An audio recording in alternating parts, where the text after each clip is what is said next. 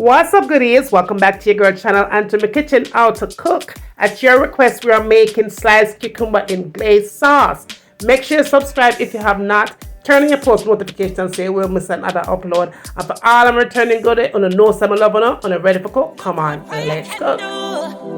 Hypocrite and bad mind must flow. The same mouth will cheer for you, and the same one them would turn round and boo. Yeah, prayer me I use and win. Prayer me I use and win. Okay, goodies, let me show you how easy and simple I make it in my kitchen.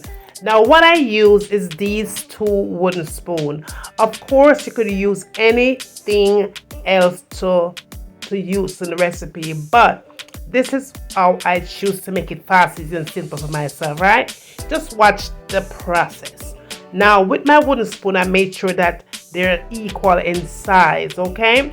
For sure, you want to make sure you do that. Now, as far as your cucumber is concerned, and I hope I'm saying it correctly, cucumber.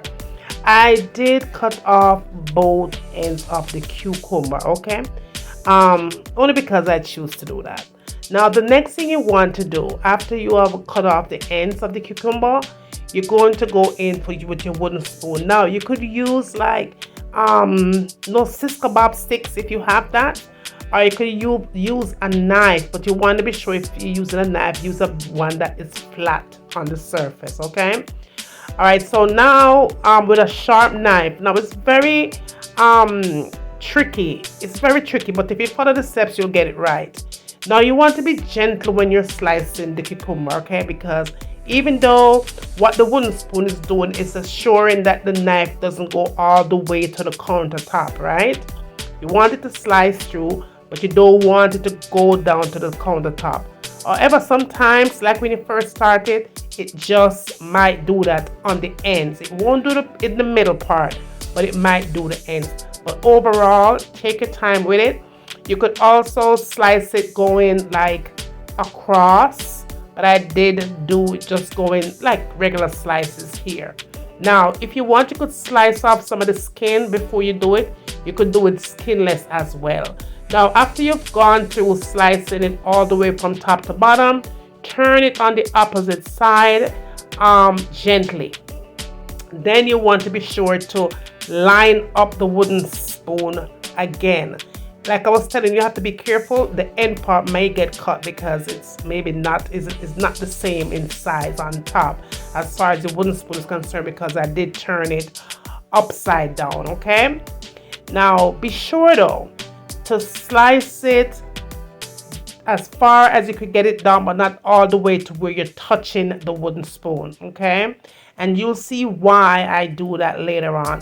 Now, a lot of people do theirs different, but I feel comfortable doing this. Believe me, it took me about 6 tries to get it perfect. 6 tries, y'all, to get it perfect, because each time I did it, I cut right through. I don't know how come it gets cut through, but I'm gonna cut it right through. And so this is the only way that it works for me when I use my wooden spoon. As you can see, I did cut the end, but that's all fun. That's okay.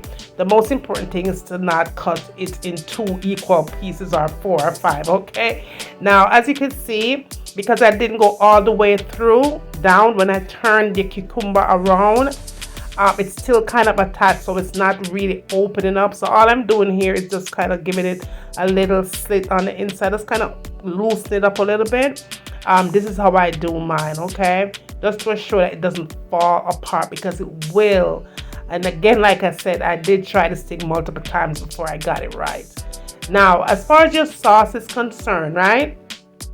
It's very simple, but it tastes so good. I did add some sweet chili sauce. To the sweet chili sauce, I added some soy sauce. Then to the soy sauce, I added some teriyaki sauce. And I did add just a top more because I wanted to have that sweet taste, sweet tangy taste. Then I added some sesame seed oil, and the oil can be substituted for whatever it is that you like. I added a teaspoon of brown sugar to it, of course, and then I added some garlic. So I added the garlic, and then I added the brown sugar, right? And that is it. Then, of course, you want to go in and add your sesame seeds, because that is the gameplay right here for the recipe.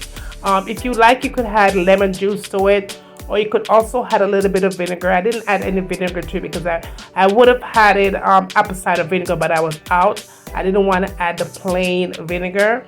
So if you have the vinegar, add the apple cider one to it and give it a good mix, and that is all it takes, y'all. That is all it takes. Go back in, open up your cucumber. You could also soften it just a tad bit by putting it in your microwave for about a minute. That's all.